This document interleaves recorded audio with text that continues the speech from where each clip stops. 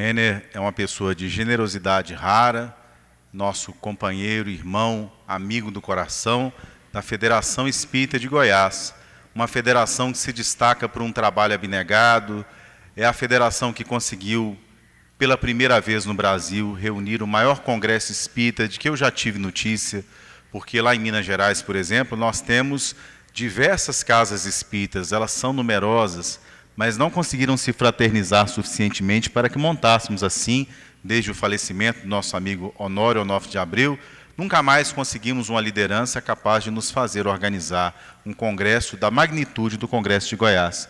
Isso tudo deve muito também ao trabalho do meu amigo Renner, que é aquele trabalhador da última hora, abnegado, constante, sempre disposto, né? Ele vai falar conosco aqui hoje da experiência dele e da palestra que ele preparou para nós. Que Jesus o abençoe, estejam em casa com ele, é um irmão do coração.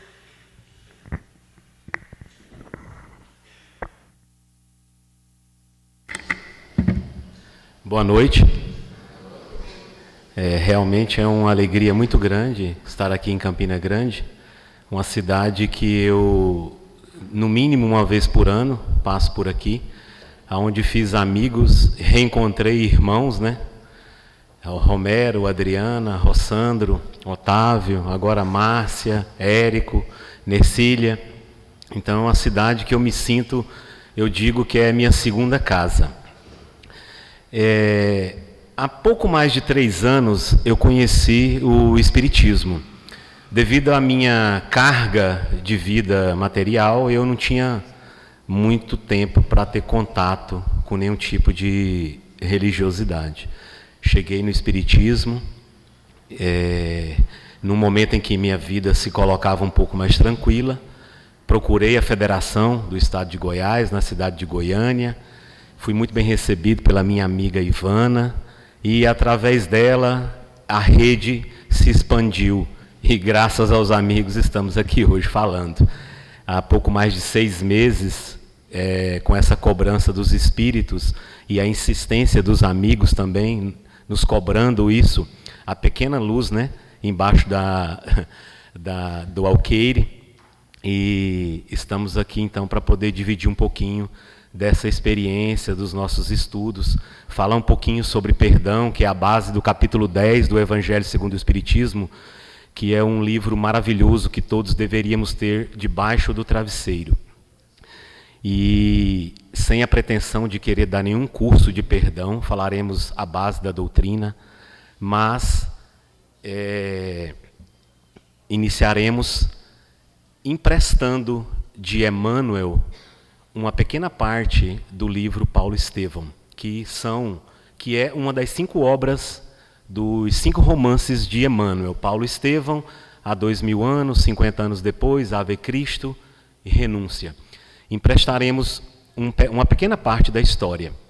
No ano de 34, na cidade de Corinto, uma pequena família formada por um pai e 2 filhos, a mãe já havia desencarnado por um processo de depressão e tristeza. Eles eram grandes proprietários de terra e o Império Romano já havia expoliado praticamente tudo que eles tinham. Emmanuel nos conta que sobrou uma pequena casa muito linda, muito bem descrita, e uma pequena porção de terra. O pai caminhava para o mercado, para as compras. Com uma bolsa, atravessando uma praça, ele avistou alguns soldados romanos e se indagou: eu cumprimento ou não cumprimento? Resolveu passar calado e foi abordado por aquele soldado. O soldado disse para ele: judeu imundo, como você ousa passar próximo de um soldado romano sem saudá-lo? Joquedebe então foi espancado, sua bolsa caiu no chão, começou a sangrar, recolheu ali muito humilhado as suas coisas e partiu para o mercado. Quando ele chegou no mercado para fazer as compras, parou na porta do mercado um carro de propaganda, desses que é muito comum na época da política, uma liteira romana. Desceu um oficial, desenrolou um pergaminho e disse o seguinte: amanhã, pela manhã, quem tiver qualquer reclamação contra o Império, que pode procurar o palácio, que procure o palácio. Ele então pensou: eu serei o primeiro da fila. Lembrou do que havia perdido, dos seus bens materiais, e então seguiu para casa feliz da vida. Quando ele, voltando por um outro caminho, avista um outro grupo de soldados romanos, e imaginando haver aprendido a lição, ele saúda aqueles outros soldados. E o soldado diz para ele, ao contrário do outro: judeu imundo, como você ousa cumprimentar um soldado romano? Nesse momento, também toma uns bofetões, cai as coisas no chão, ele recolhe, mas ele estava com um pensamento fixo que poderia rever seus bens materiais. Chegou em casa, a filha Abigail, quando viu o pai, aquele espírito muito nobre, viu que o pai estava sangrando, todo atrapalhado, ela perguntou: o que foi, meu pai? Aconteceu isso e isso, mas ele estava muito feliz, porque ele teria a possibilidade de recuperar os seus bens materiais. Um pouco depois chega Gesiel, o filho homem. Obrigado. Quando Gesiel chega, que vê a situação do pai, pergunta o que tinha acontecido, o pai conta, mas ele estava muito feliz, porque iria ter a possibilidade de rever os seus bens. Gesiel ainda não conhecia Jesus, mas era um espírito muito evoluído. E ele então acha aquilo estranho, muito mais novo do que o pai, mas achou aquilo muito estranho. Como assim o Império Romano dando a oportunidade de devolver as coisas? A cidade de Corinto, nessa época, passava por algumas greves, alguns movimentos de escravos libertos, e o Império renovou ali as suas forças, e a gente sabe como era a atuação do Império Romano, né? Debaixo da espada. Então, ele disse para os filhos, Gesiel achou muito estranho e sugeriu ao pai que abrissem as escrituras, os profetas, para ver o que a lei poderia dizer alguma coisa sobre aquela situação. Como a gente faz ou deve fazer com o nosso evangelho, segundo o Espiritismo, no nosso culto do lar, que a gente faz em nossas casas. Abriram as escrituras e saiu uma mensagem: filho meu, não rejeiteis o corretivo de teu pai.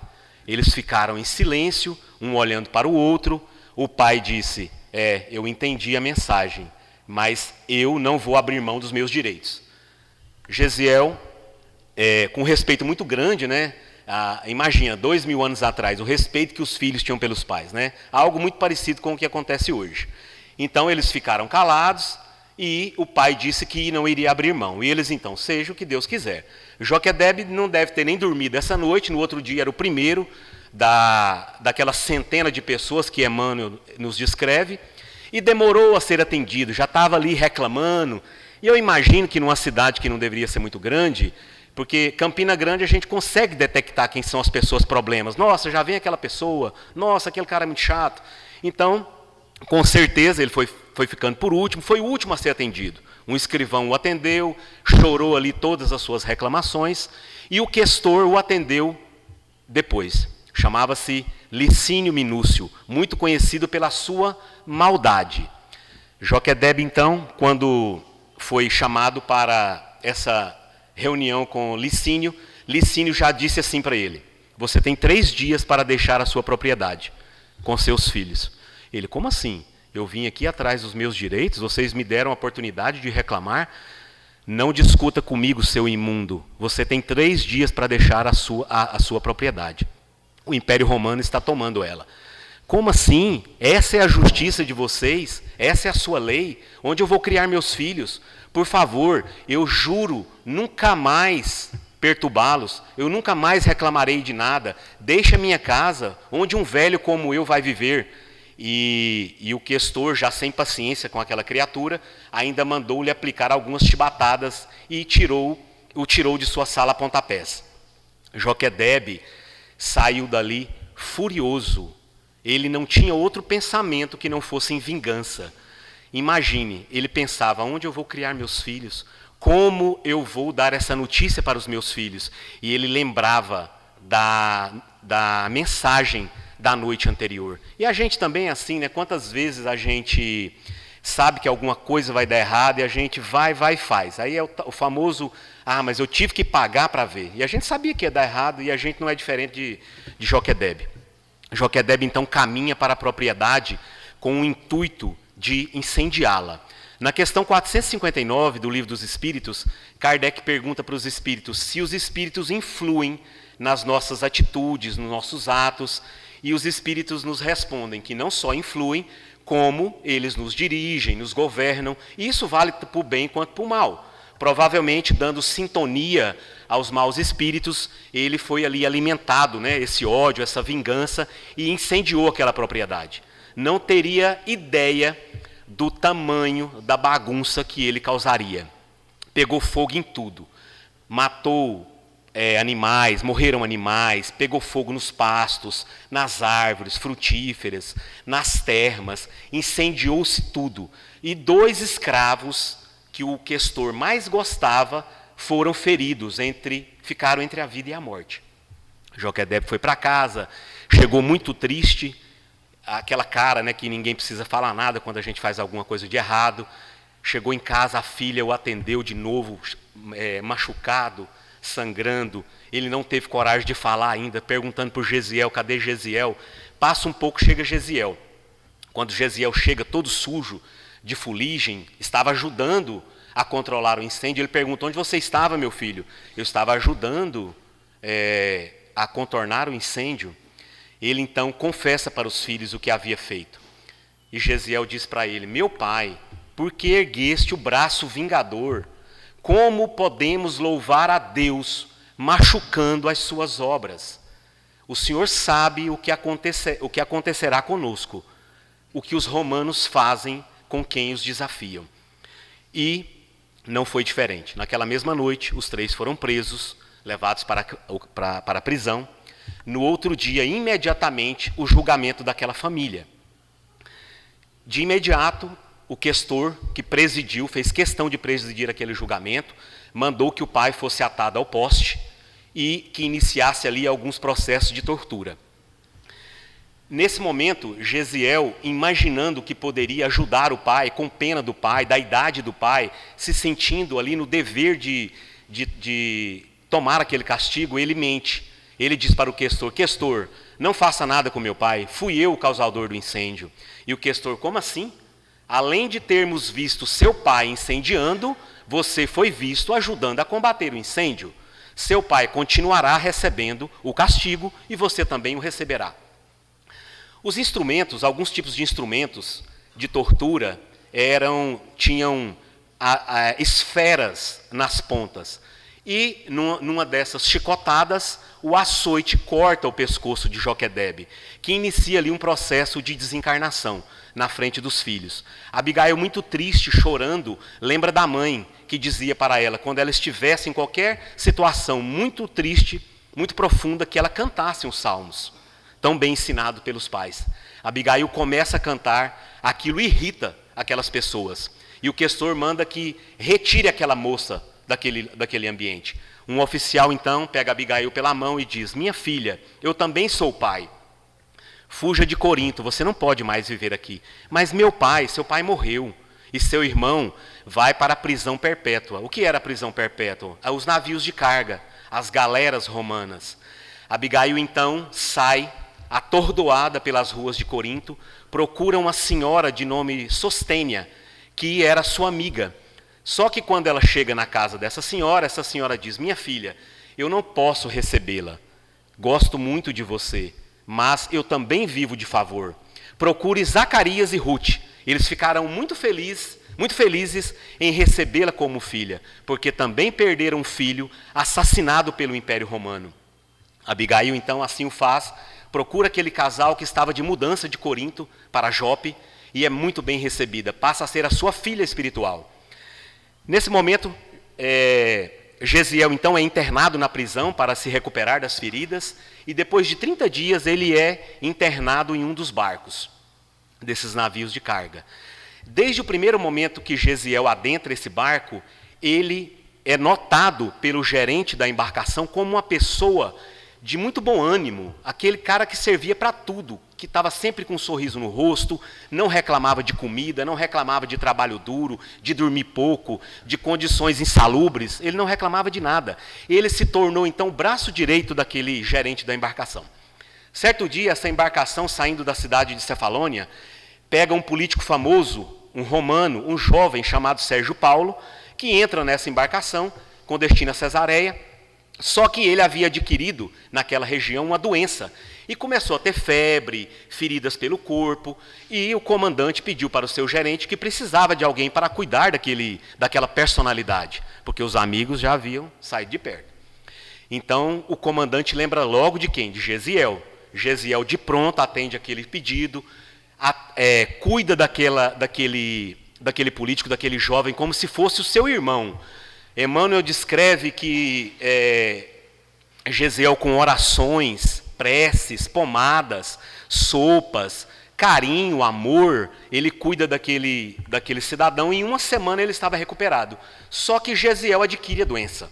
Quando Gesiel adquiriu a doença, o comandante disse: atiremo-lo ao mar, porque eu prefiro contaminar os peixes do que a minha embarcação. E o político romano, Sérgio Paulo, disse: eu não posso deixar que isso aconteça. Ele salvou a minha vida. Vamos fazer o seguinte: qual é o pedaço de terra mais próximo? Jope. Então, amanhã eu pessoalmente o deixarei na praia, com a ideia de que irei fazer exercícios, remando. E no outro dia, Sérgio Paulo, pessoalmente, numa pequena embarcação, deixa Gesiel na praia de Jope. Ainda tem o cuidado de deixar com ele uma pequena bolsa com moedas para as primeiras necessidades, caso ele sobrevivesse, porque já estava num processo de alucinação, com delírios. E Sérgio Paulo pede para ele: meu amigo, caso você sobreviva, mude o seu nome, preserve o que eu fiz por você, porque eu sou uma pessoa muito conhecida. E assim Gesiel fez. Andou, caminhou, caiu no chão porque estava sem forças. Um desses ladrões de oportunidade, passando, viu aquele homem caído no chão, se aproximou dele para ver se tinha ali alguma coisa, algum dinheiro, e Gesiel mexe. Quando ele mexe, ele saca de uma faca para matá-lo. E Gesiel vê o brilho da faca e diz: não me mate, eu tenho dinheiro. Ele então pega aquela bolsa com dinheiro, dá um sorriso, e Gesiel ainda tem forças de dizer para ele: por favor, me leve para algum lugar onde eu possa ser cuidado, eu estou muito doente. Ele então se lembra de um carroceiro naquela redondeza que recolhia os doentes e levava para Jerusalém, para a casa do caminho. Simão Pedro já estava em Jerusalém. Nesse momento, ele é recebido pelo Senhor, de nome Efraim, que diz: seja muito bem-vindo, meu irmão. Gesiel não entende, meu irmão estava muito doente. Ele diz: eu já tinha um doente, com 2, lotei a carroça, parto para Jerusalém hoje mesmo. Chegando em Jerusalém, ele é recebido pessoalmente por Simão Pedro e por Tiago. Tiago ainda diz para Simão: mas Simão, onde vamos colocar mais doentes? Já temos 49. Os corredores estão lotados, as camas estão lotadas. E Simão Pedro fala uma coisa muito interessante para Tiago. Tiago, quando éramos pescadores em Cafarnaum, cabia a nós decidir sobre o nosso dia, sobre a nossa tarefa. Agora que trabalhamos para Jesus, todos que ele enviar até aqui, teremos que receber. E assim o fazem. Recebem aqueles 2 homens. Em 30 dias, Gesiel está bem. Fica entre a vida e a morte. E nesses momentos de alucinação, ele recitava as escrituras, os profetas, a lei de Moisés, e isso chamou muita atenção de Simão Pedro e do menino João. Quando ele melhora, que eles vão conversar com ele, saber de onde ele havia vindo, ele então diz que tudo que havia passado, que os pais já haviam morrido, que ele havia sido liberto, que o político pediu para ele sigilo, que ele mudasse o nome. Simão Pedro então sugere para ele que ele passasse a se chamar Agrega. De Gesiel, então, ele se transforma em Estevão. Nessas conversas que Simão Pedro questiona sobre esse ensino religioso, ele diz que gostava muito de Isaías, porque Isaías prometia a vinda do Messias que ia libertar o povo de Israel. E Simão Pedro então diz para ele: mas o Messias já veio. E ele fica todo feliz: mas eu quero conhecê-lo. Simão Pedro então, com uma pequena tristeza, diz: o Messias já veio, mas foi crucificado há 1 ano entre 2 ladrões. Então, Simão Pedro tira o Evangelho de Levi e entrega para Estevão, que nesse momento devora as Escrituras, conforme Emmanuel nos fala. E ele então passa a ser o palestrante da Casa do Caminho, porque João e Simão Pedro conversavam que eles não podiam ficar só alimentando barrigas, órfãos, prostitutas, velhos, leprosos, que eles teriam que compartilhar aquele ensino do Cristo com aquelas pessoas. E assim o fazem. Estevão então fica muito conhecido em Jerusalém. Nesse mesmo momento dessa história, um doutor da lei muito conhecido pela sua aplicabilidade, pelo seu rigor, que se chamava Saulo de Tarso, chegava de sua cidade e se encontrava com um amigo da cidade de Damasco, de nome Sadoc. A mesma cidade onde Saulo, a caminho, buscando por Ananias, tem o seu encontro com Jesus. Saulo, então, em conversa com Sadoc, diz para Sadoc, e Sadoc pergunta para ele: Saulo, você já ouviu falar nos galileus? E Saulo: sim, os pobres galileus que vivem na periferia de Jerusalém. Mas não é só isso. Eu tenho um tio que era cego e ele foi curado por um tal de Estevão. Então Saulo fica assim meio curioso. Sadoc, vamos então na próxima reunião. No próximo sábado, os dois estavam ali, acompanhados de mais alguns amigos, sentados na primeira fila da Casa do Caminho. E Saulo olhava ao redor, aquela pobreza, aqueles meninos, órfãos, prostitutas, velhos, doentes. Ele pensou: Sadoc deve estar doido, isso aqui não deve ter nada demais nisso aqui não. Passa um pouco, Estevão entra, começa um burburinho, e várias pessoas, Estevão, as pessoas queriam tocá-lo, queriam conversar com ele, queriam vê-lo. Estevão, então, sobe ao púlpito, retira um papel que Saulo não sabia o que era, desenrola, e lê uma passagem do Evangelho, das Escrituras de Levi, o Evangelho de Mateus. Saulo até aí não havia entendido nada. Estevão lê aquela passagem e começa a comentá-la. E, em determinado momento, aquilo chama a atenção de Saulo. Amar aos inimigos, amar ao próximo como a ti mesmo, que a mão direita não saiba o que fez a esquerda, se te bater na face direita, dê também a esquerda. E falando de Jesus, Saulo sabia quem era Jesus, que o Sinédrio o havia condenado. E então, Saulo começa a comparar aquela pregação com a lei de Moisés. Então, ele, em certo momento, tenta falar. E ele interrompe a fala de Estevão e diz para Estevão: como assim? Como vocês estão pregando um carpinteiro vulgar na cidade de Moisés, na cidade de Jerusalém, onde se decidem os destinos do mundo? E Estevão diz para ele: ainda bem que o Messias fora carpinteiro, porque só assim a humanidade não ficaria sem abrigo. Saulo pensa em brigar com Estevão. Naquele momento, eles já estabelecem ali uma relação, porque Saulo via muita energia em Estevão, só que para ele a energia estava direcionada para o lado errado. E Estevão continua a sua palestra. Saulo diz que o levaria ao Sinédrio. Ele diz: o Sinédrio pode ter 1000 maneiras de me fazer sofrer, porém nenhuma que me fará desistir de Jesus. Saulo sai daquela reunião com seus amigos, não deve nem ter dormido essa noite, deve ter sido o primeiro a chegar no Sinédrio. No outro dia de manhã, notificou Estevão que até aquele momento não era obrigado a depor. Conversam com Simão Pedro, se recusam a ir ao Sinédrio. Saulo então persuade um funcionário do baixo escalão para poder denunciar Estevão de sortilégio, bruxaria, que estava falando mal de Moisés. Aí agora Estevão era obrigado a ir ao Sinédrio. Estevão se despede de Simão Pedro. Simão Pedro queria ir com ele. Ele diz: não precisa, Simão, eu vou sozinho, vai dar tudo certo. E Estevão nunca mais voltaria à Casa do Caminho encarnado. Ele vai ao Sinédrio, defende Jesus. Alguns dos judeus até se simpatizam dele, mas a maioria queria matá-lo naquele dia mesmo. Estevão é preso. Saulo adquire poderes para poder perseguir a Casa do Caminho. Prende Simão Pedro, prende Filipe, não prende Tiago, porque Tiago estava fazendo aquela transição. Ele era o apoio entre os fariseus e o cristianismo. Ajudou muito. Quem leu a obra, ou quem vai ler a obra Paulo e Estevão, vai ver que Tiago foi muito importante. Tiago, então, ajoelhado, lendo a lei conforme eles faziam, Saulo pergunta: mas vocês não são amigos do Galileu? E ele diz para Saulo: e aonde é que Moisés nos proibiu de ter amigos? Saulo então diz: eu não posso prender um homem desse. Saulo queria a morte daqueles 4 que ele havia prendido, Estevão e os outros 3. Gamaliel, que estava se aposentando do Sinédrio, que Saulo assumiria o lugar, tentou, em conversa com Saulo, liberar aqueles homens, aqueles pobres homens. Saulo, esses homens são pobres trabalhadores, fazem um bem danado, eles enxergam coisas em Jerusalém que nunca enxergamos.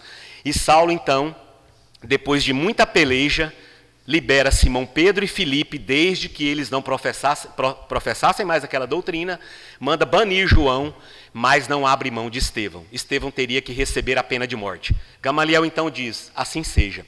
Nesse momento, meus irmãos, a irmã de Gesiel, que se tornara Estevão, era a namorada de Saulo. Abigail estava namorando com Saulo, só que ninguém sabia de nada. Saulo, inclusive, jurou para ela que encontraria Gesiel nos confins do mundo, que depois que eles se casassem, que ele ia cuidar disso, que já havia enviado comunicações para vários amigos. Numa ida à cidade de Jope, Zacarias havia feito uma festa de circuncisão e Saulo conheceu Abigail. Aí vocês imaginam um namoro de 2000 anos atrás, que não tinha rede social, WhatsApp, não tinha um WhatsApp para poder sair do ar, para a pessoa ficar meio doida, né? Nossa, eu não estou conseguindo falar com a Abigail, será onde é que a Abigail está? Não, pegava um cavalo, uma carruagem, andava ali algumas horas, chegava em Jope, iam para as flores, ver os pássaros, a cachoeira. E ele então convida Abigail para ir para Jerusalém naquele final de semana, porque ele iria, para que ela assistisse àquela pena de morte, aquela sentença de morte, que ele estava muito satisfeito, porque estava tirando alguém dos trilhos, alguém que estava no caminho errado, né, na ideia dele. E que Abigail também seria apresentada para a sociedade, para a sua irmã, que viajaria para Tarso, e levaria as notícias para a sua família. Abigail então pede para chegar no final, porque não queria presenciar aquela cena, porque realmente não devia ser uma cena bonita. Abigail então, naquele dia, no dia da sentença, inicia-se o apedrejamento. Saulo distribui os mantos para quem fosse pegar as pedras, e ainda fazem uma brincadeira de muito mau gosto: poupem a cabeça para que o espetáculo dure um pouco mais. Inicia-se o apedrejamento, Estevão começa ali o seu processo de desencarnação, a todo momento Jesus o acompanhando. Olha o nível desse espírito, olhando para Saulo com muita tristeza, já imaginando o tamanho do caminho que aguardaria Saulo. Então, já no final do processo de desencarnação, chega Abigail, que vê aquele homem atado ao poste e pensa que poderia ser o seu irmão. A última vez que eu vi o meu irmão, ele também estava atado ao poste, mas essa barba, esse nome, não pode ser meu irmão. Quando ela se aproxima, eu imagino o magnetismo que existia entre esses dois espíritos, ela reconhece o irmão. Quando ela reconhece o irmão, Saulo fica estático. Eu tenho certeza que deve ter passado na cabeça dele: meu Deus, como que eu vou casar com essa mulher agora, que eu estou matando o irmão dela? Como que eu vou casar com ela? A mulher da minha vida. Emmanuel nos descreve os diálogos, o quanto ele era apaixonado por Abigail e ela também por ele. Ele então manda que parasse aquele apedrejamento. Um oficial ainda diz que o condenado não havia morrido. Ele diz: não tem problema, leve-o para a minha sala, porque eu tirarei a confissão dele. Leva então Estevão, só ele com Abigail, ele fica mudo, estático. Estevão ainda consegue dizer algumas palavras, trocar algumas palavras com Abigail, e ela pergunta: por que te chamam de Estevão? E ele diz que foi libertado por uma pessoa muito importante. E a pessoa que não é fiel aos homens não pode ser fiel a Deus.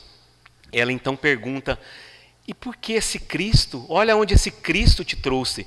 E depois Abigail conhece o Cristo, né? Estevão sabia disso também. Então, nesse momento, eu vou ler igual está no livro, para a gente ser bem fiel. Estevão, com as suas últimas palavras, a preocupação com a irmã: minha irmã, com quem te deixarei? E Abigail aponta a Saulo: este é o meu noivo, esclareceu a jovem, apontando o moço de Tarso, que estava petrificado. Aí, coloca a cena e me coloque lá no lugar de Abigail. Minha irmã, com quem te deixarei? Com esse assassino, com essa pessoa aqui que está te matando, com esse bandido. Olha o nível desses espíritos. Este é o meu noivo, né? O moribundo contemplou-o sem ódio e acentuou, sem ódio. É muito importante a gente os detalhes das descrições de Emmanuel. Cristo os abençoe. Olha só, você estava sendo apedrejado, você vira para a pessoa que está te apedrejando, que está tirando a sua vida, e diz: Cristo os abençoe. Não tenho no teu noivo um inimigo, tenho um irmão. Saulo deve ser bom e generoso, defendeu Moisés até o fim.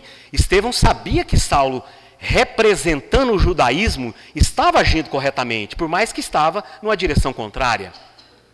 Saulo deve ser bom e generoso, defendeu Moisés até o fim. Quando conhecer a Jesus, servi-lo-á com o mesmo fervor. Quando conhecer a Jesus, o que Estevão estava dizendo, não é quando ele ouvir falar de Jesus, porque Saulo já sabia quem era Jesus. Porque quantos de nós já ouvimos falar de Jesus, mas ainda não o conhecemos, não caminhamos com Jesus? Quando conhecer a Jesus, servi-lo-á com o mesmo fervor. Sê para ele a companheira amorosa e fiel. Nesse momento a gente deixa a leitura do livro Paulo Estevão e, conforme foi anunciado o tema, falaremos do perdão das ofensas, né? A base do capítulo 10 do Evangelho segundo o Espiritismo. Então, olha que lição importante. Duas pessoas, uma sendo assassinada, a outra tendo o irmão assassinado. Abigail ainda queria casar-se com Saulo. Saulo não consegue pelo remorso e Abigail também desencarna por um processo de tristeza, porque não havia sobrado mais ninguém na vida dela. Então, olha o nível desses espíritos, né? E a gente no Livro dos Espíritos, na questão 661, Kardec pergunta para os espíritos: poderemos utilmente pedir a Deus que perdoe as nossas faltas? Podemos pedir a Deus nas nossas preces que perdoe as nossas faltas? O Livro dos Espíritos nos diz que a prece pode ser usada para pedir, agradecer e louvar. Então a gente pode pedir sim, desde que saiba o que pedir, está tudo certinho. Podemos utilmente pedir a Deus que perdoe as nossas faltas? E os Espíritos nos respondem: Deus sabe discernir o bem do mal. A prece não esconde as faltas. Pode fazer sua prece, porém ela não vai esconder as faltas. Aquele que a Deus pede perdão de suas faltas, só o obtém mudando de proceder.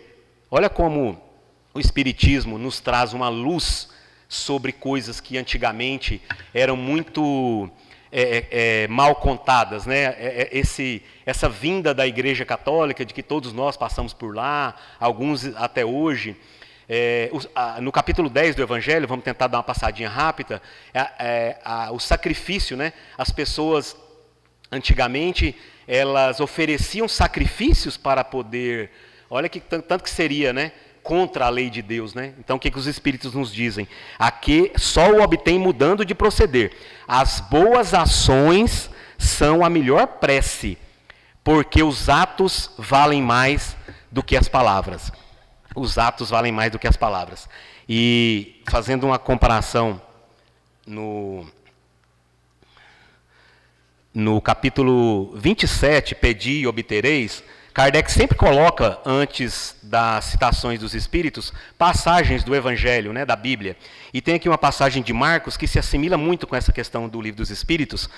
Quando vos apresentardes para orar, se tiverdes qualquer coisa contra alguém, perdoai-lhe, a fim de que vosso Pai, que estás nos céus, também vos perdoe os pecados. Se não perdoardes, vosso Pai que estás nos céus, também não vos perdoará os pecados.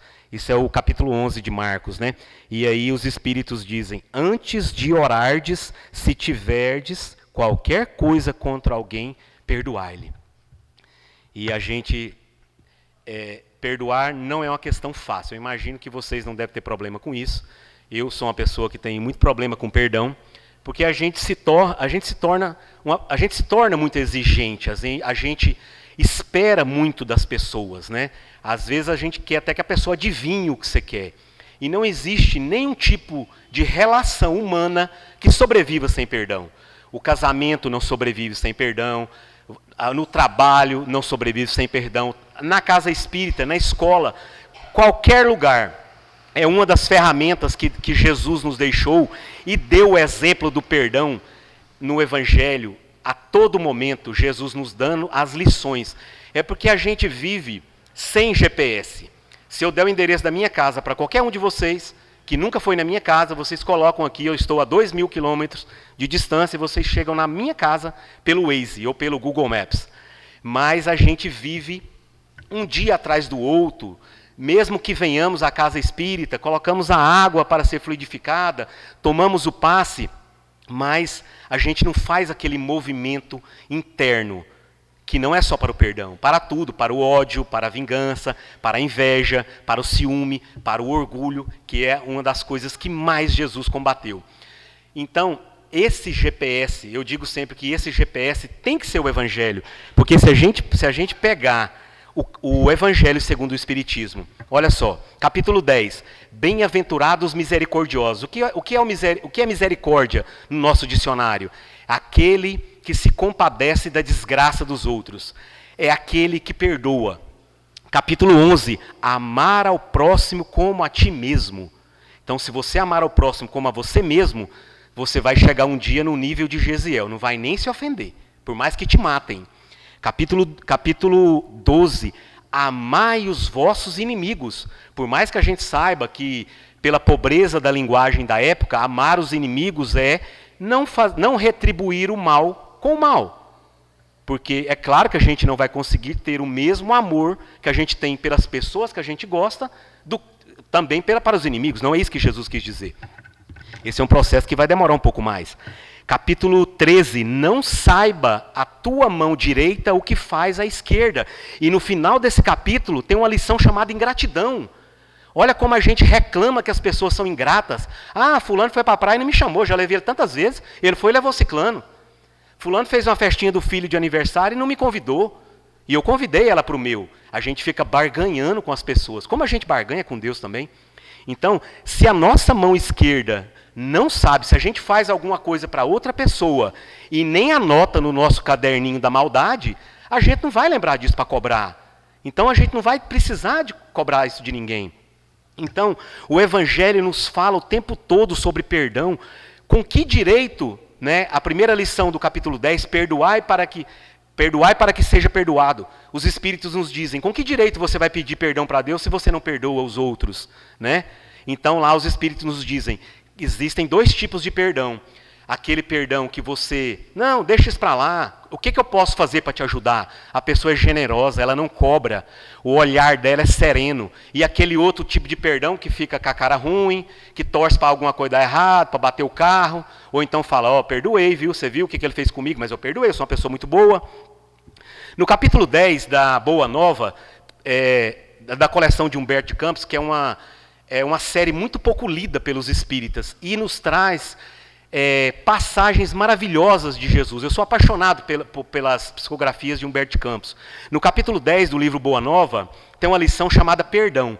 Jesus se afasta de Nazaré porque foi muito mal recebido. Os seus discípulos ficam furiosos com aquilo. Como assim? O senhor é dali? Como que te tratam tão mal? E ele então carrega a turma para Cafarnaum, para dar uma amenizada ali na cabeça. E Pedro então, indignado com aquela situação, pergunta para Jesus, mas mestre, eu preciso que a pessoa venha até mim. Aí a gente se coloca no lugar de Pedro, viu? Eu preciso que a pessoa venha até mim, se ajoelhe nos meus pés e coloque as mãos assim, para me pedir perdão, me dizendo que eu sou uma pessoa muito boa, que ela errou. E Jesus fala uma coisa sensacional para Pedro. Pedro, esquece o mal, trabalha para o bem. Tipo assim, deixa de gastar energia com coisa ruim, gasta suas energias com outras coisas. E aí Pedro, que nunca se calava, né, muito semelhante a André Luiz, que é muito questionador, né, na obra dele, Pedro então diz, mas quantas vezes eu tenho que perdoar? Até 7? Aí Jesus, eu penso que deve ter feito assim, tá bom Pedro, você quer um número? 70 vezes 7. E é claro que Jesus não estava falando 70 vezes 7, porque 490, qualquer um de nós aqui gasta em uma semana no casamento. Né? Minha esposa está aqui do lado, se perguntar para ela, ela deve ter anotadinho ali quantas vezes eu já pisei na bola essa semana. Então, é óbvio que Jesus não estava falando isso. Ele estava falando, perdoe infinitamente, até você chegar no nível de Estevão, que você está acima das ofensas, o esquecimento das ofensas. Tem uma história muito bacana de Chico Xavier, eu tenho certeza que muitos devem conhecer. Chico tinha uma cachorra, e essa cachorra estava bem doente. Ele, então, chegava tarde do centro espírita, todo mundo sabe disso, atendendo aquela multidão. Quando ele chegava, ele ia ali dar comida para aquela cachorra, dar remédio para ela, e aquilo era uma distração para ele. E uma pessoa muito inteligente, que sempre tem alguém muito inteligente perto da gente, falou assim, rapaz, Chico Xavier trabalha demais, eu vou matar essa cachorra. Deu veneno para a cachorra. A cachorra morreu. Chico sabia quem que tinha feito aquilo e ficou muito magoado. Aquilo era uma distração para ele, além de ter matado um animal. Chico conversava com formiga, imagina, com gato, a cachorra dele, a quantidade de amor que ele não tinha. Ele, então, começou um processo que estava atrapalhando a psicografia. Emmanuel, então, chega para ele, certo dia, fala, Chico, o negócio é o seguinte, eu achei até que ia dar certo aí o processo de digerir isso, né? Mas eu estou vendo aí que tem uma nuvem no seu peito e está atrapalhando o nosso trabalho. Mas o que eu tenho que fazer, mano? Agora só perdoar já não dá mais. Você vai ter que comprar um presente para essa pessoa. O quê? Comprar um presente? A pessoa matou minha cachorra, eu tenho que perdoar e ainda dar um presente para ela? Aí Emmanuel fala para Chico, a lição é de Jesus. O dia que você encontrar com ele, você reclama. Eu só estou te passando o recado. Então, dizem que Chico Xavier dividiu essa máquina de costura em não sei quantas encarnações. Deve ter gente pagando até hoje. Mas o momento que Chico entregou esse presente, não só pelo fato material, Emmanuel nos descreve que sai uma luz do peito daquela outra pessoa para o dele. A importância do perdão. A gente fixa muito no mal que nos fizeram. E no livro Céu e Inferno, uma obra também muito pouco lida pelas pessoas, na segunda parte dele a gente vê depoimentos de espíritos felizes, mais ou menos felizes, sofredores, suicidas, criminosos arrependidos, depois os espíritos endurecidos. Só está acima das expiações. A pessoa que não perdoa, que se torna um espírito endurecido, olha o problema que a gente vai ter depois da desencarnação. E é claro que a gente pode perdoar quem já desencarnou, não tem problema nenhum nisso.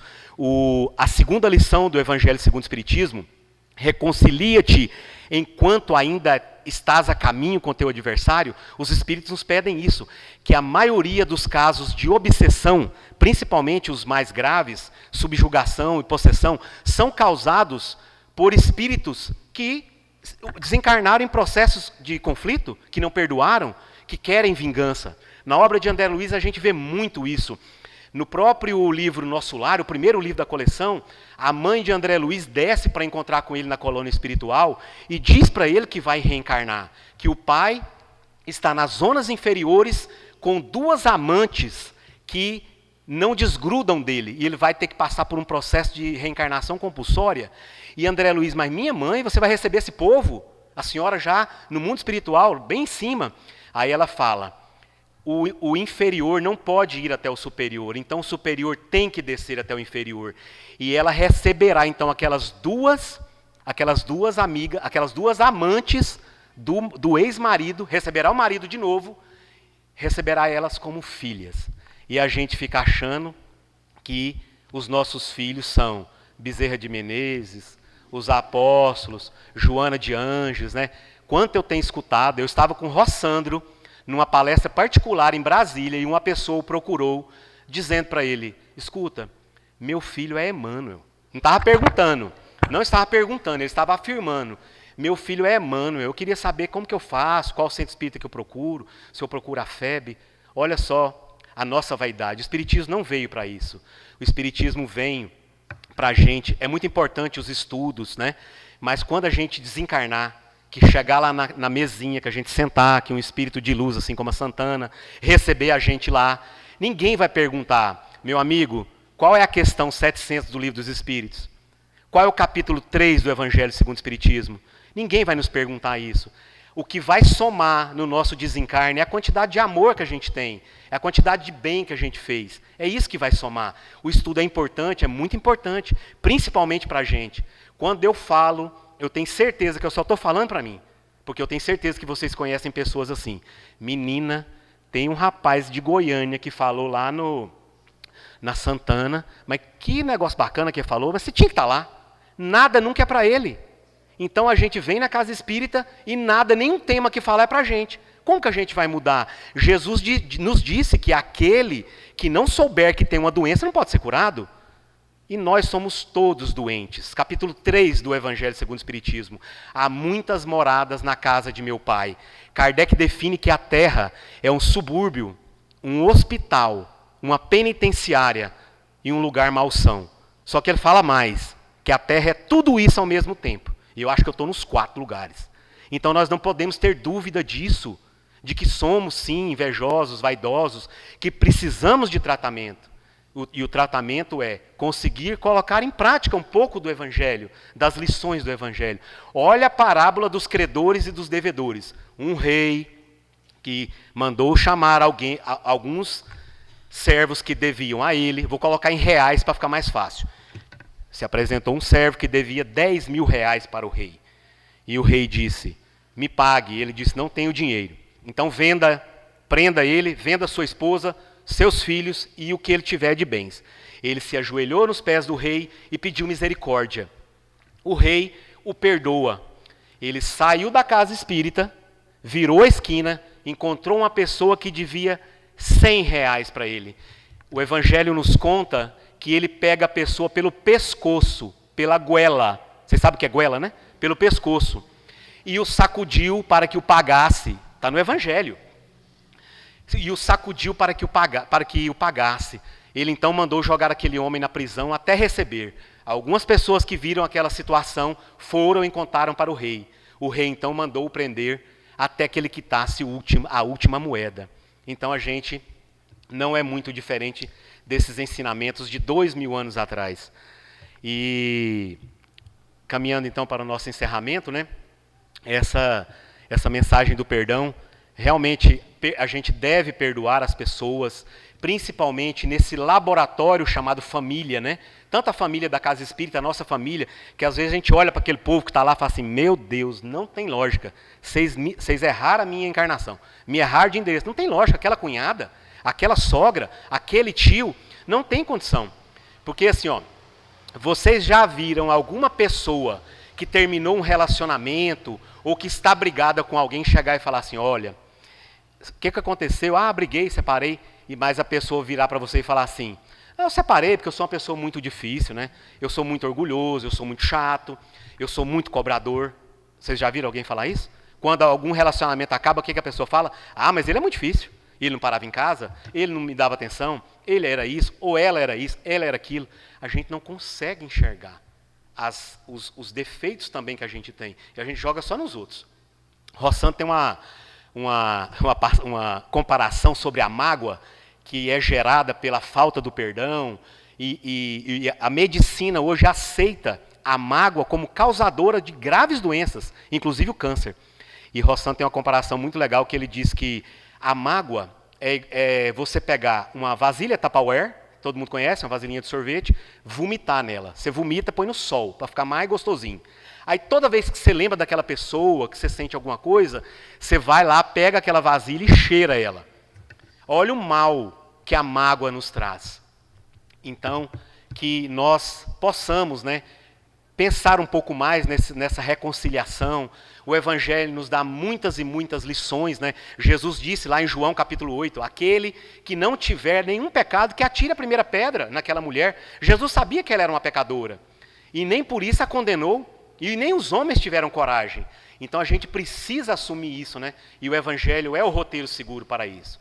Caminhando então para nosso encerramento, para a gente não tomar muito tempo de vocês, eu queria encerrar aqui com uma poesia de Maria Dolores, que eu gosto muito, que é sobre o agradecimento. A gente ser mais feliz, mais contente com o que a gente tem, né? Porque a gente reclama muito do que não tem, e aí quando você reclama, gasta muita energia com o que você não tem, você esquece do que você tem.